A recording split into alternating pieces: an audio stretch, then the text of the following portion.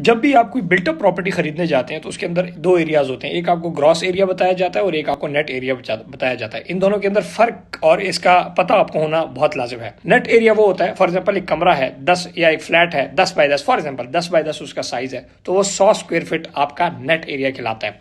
लेकिन इसके अंदर दो चीजें जब आप ऐड करें, जिसको सर्कुलेशन या एडिशनल एरिया या वेस्टेज, ये तीन चीजें जब इसमें ऐड करें तो फिर ये बन जाता है ग्रॉस एरिया। फॉर एग्जांपल इसमें अगर आप एक कमरा है आपका 10 बाय 10 का, तो 100 स्क्वायर फीट ये हो गया आपकी लॉबी, लिफ्ट्स, कार पार्किंग और दीवारें और बैल्कनीज, ये जब इसके अंदर शामिल करते हैं तो फिर नेट एरिया के बजाय ये ग्रॉस एरिया बन जाता है। सो नेट एरिया वो होता है जो कि बगैर वेस्टेज के होता है, और ग्रॉस एरिया वो होता है जिसके अंदर तमाम की तमाम सर्कुलेशन शामिल होती है। इसलिए जब भी आप कोई दुकान, फ्लैट या घर स्क्वायर फीट में खरीदने जाते हैं तो वो आपको ग्रॉस के हिसाब से बेचा जाता है, क्योंकि बिल्डर का जो लॉबी है, बालकनीज हैं और सर्कुलेशन है, लिफ्ट्स हैं, इसके ऊपर भी खर्चा आता है। इसी तरह जब आप हाउसिंग सोसाइटीज में जाते हैं तो वहां पर मरला 225 स्क्वायर फीट का होता है, ज़राई ज़मीन में जाए तो 272 स्क्वायर फीट का होता है। सो ग्रॉस और नेट का आपको मैंने सिंपल मीनिंग समझा दिया है। इसलिए आपने जब भी कोई प्रॉपर्टी खरीदेंगे वो आपको ग्रॉस के हिसाब से आपको कंसिडर होगा।